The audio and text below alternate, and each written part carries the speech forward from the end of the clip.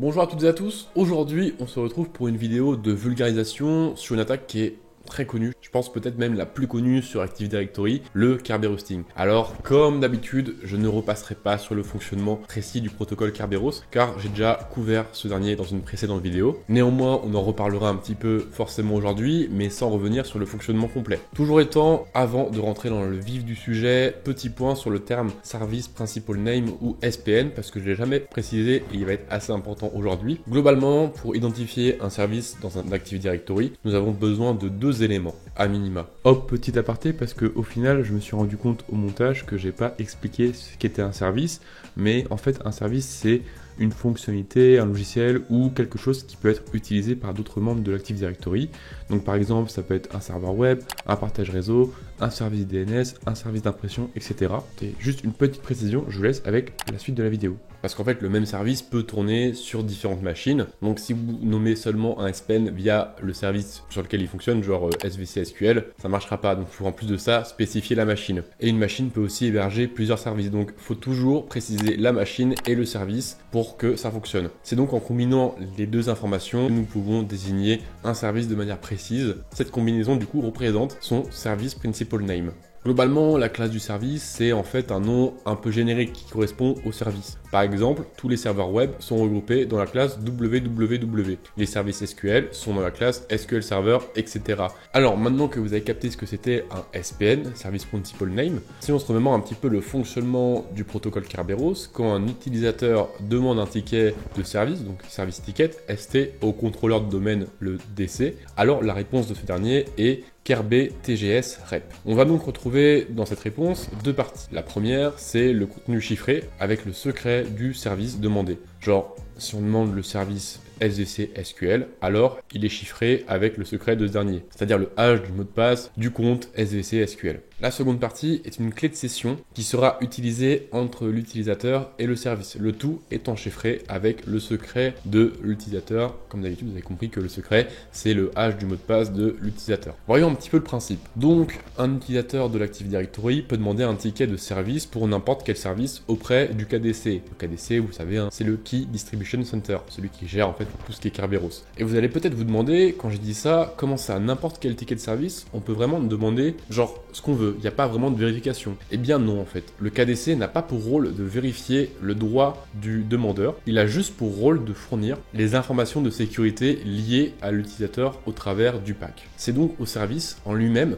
de vérifier les droits de l'utilisateur en lisant en fait le pack dont une copie est fournie dans le ticket de service. Mais ça en fait vous le savez déjà parce que vous êtes clairement des petits cracks de Kerberos. Donc si on récapitule et si vous avez bien compris, il est possible de demander des tickets de service en indiquant des services principal name arbitraires, c'est-à-dire en modifiant un paramètre du TGT, donc le sname. Ces derniers étant enregistrés dans Active Directory, le KDC il va pas vérifier, il va fournir un morceau d'information chiffrée avec la clé secrète du compte exécutant le service. Et donc là, potentiellement, vous commencez à comprendre la vulnérabilité parce qu'en fait, vous allez vous dire, super, on a récupéré une information chiffrée avec la clé du service, mais si l'on se souvient bien de la vidéo sur Active Directory, les comptes de service, eh bien, généralement, ce sont des comptes machines et donc, leurs mots de passe sont super longs et aléatoires car générés par l'Active Directory. Donc, c'est juste en fait impossible à craquer en offline, à moins d'avoir des gigas GPU qui vont tourner pendant 2, 3, 4 semaines, etc. Cependant, il arrive relativement souvent que des services soient exécutés par des comptes de service avec des mots de passe choisis par des humains. Ça arrive relativement souvent. Vous vous en doutez, ce sont des comptes que l'on va appeler Kerberostables, car leur secret est beaucoup plus simple à compromettre puisque c'est pas un mot de passe qui est généré par une machine donc aléatoire et énorme, et c'est clairement ce genre de compte que l'on va pouvoir compromettre en récupérant leur service ticket, donc leur ticket de service, et en cassant leur secret par la suite. Donc si l'on récapitule en fait, le Kerberoasting c'est comme du ASREP roasting, mais on va viser les services tickets en abusant du fait que le KDC vérifie pas du tout si l'utilisateur qui demande un service ticket a le droit de demander ce service ticket là, et du coup il renvoie forcément le contenu chiffré avec le service qui est demandé, et si le service c'est pas un service avec le mot de passe généré en mode random, donc un service qui est exécuté par un humain, donc avec un mot de passe choisi par un humain, on va normalement pouvoir péter ce secret. Alors globalement, comment ça fonctionne dans la pratique? On va déjà avoir une première phase d'énumération forcément que l'on peut réaliser avec un outil comme par exemple Bloodhound pour énumérer un ou plusieurs comptes Kerberostables. Une fois cela fait, on a du coup identifié potentiellement un compte Kerberos stable. On va demander un service ticket. Bien sûr, avant, il faut forcément avoir un compte dans l'Active Directory. On ne peut pas faire ça sans compte. C'est pas comme l'asset hosting. Ici, on a déjà un compte et du coup, avec ce compte-là, on va demander un service ticket au KDC avec par exemple la suite InPacket si on est sous Linux. Pour automatiser ça, on peut aussi le faire encore une fois avec NetExec comme d'habitude. Et pour être furtif, il est aussi possible de demander des services tickets pour les services qui nous intéressent vraiment, pas forcément pour tous les services du domaine, parce qu'en vrai, si on est côté blue team, donc défensif, voir une demande d'un seul utilisateur vers tout au KDC qui demande un service ticket pour chaque service, bon, je pense que vous en doutez, c'est un peu cramé. Et pour ce faire, on va utiliser une option d'InPacket que je vous mets à l'écran. Parce qu'en fait, souvent dans des Active Directory, dans des systèmes d'information, on va retrouver un moyen de détecter du Kerberos hosting avec en fait un service qui va servir de honeypot, donc pot de miel, si on traduit en français, qui a un SPN assez spécifique, configuré vraiment pour être un honeypot, et qui va directement relever une alerte si jamais on lui demande un service de ticket, parce que normalement personne lui demande des services tickets puisque c'est un service qui est complètement fake en fait. Et bien sûr, si on est sur Windows, on peut aussi le faire via Rubeus. Je vous mets à l'écran tout de suite.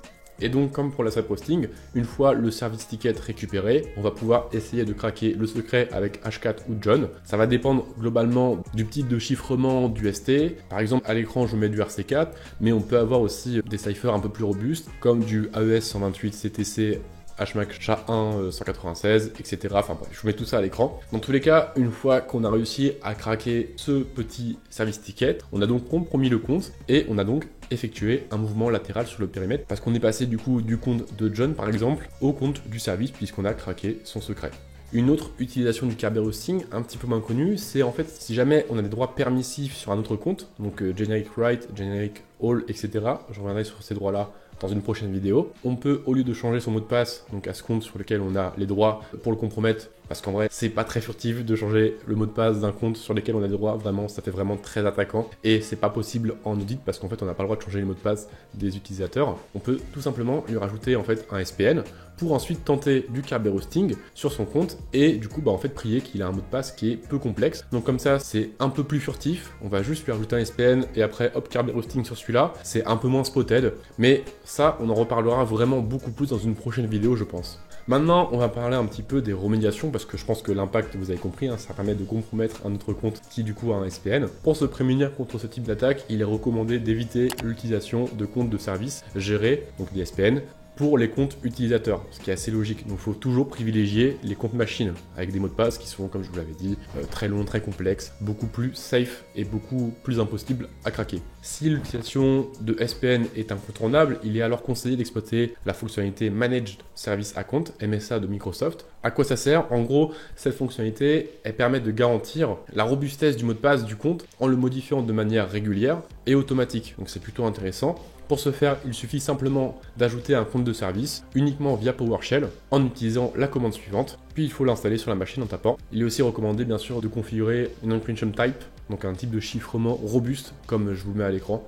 Et pour la partie détection, comme on l'a vu, il est possible de créer un compte de service honeypot dans le but de détecter les Kerberos hosting non furtifs. Et une fois qu'on a fait ce compte honeypot, on va monitorer les events 4769 au niveau du domaine contrôleur. Donc en gros, 4769, c'est des demandes de service ticket et surtout vérifier les demandes avec chiffrement faible. Donc ici, du RC4 parce que c'est le plus facile à craquer car généralement, ils sont pas par défaut, c'est des chiffrements beaucoup plus énervés et du coup, on va essayer de demander un service ticket avec forcément le chiffrement le plus bas parce que, comme je vous l'ai dit, c'est plus facile à craquer.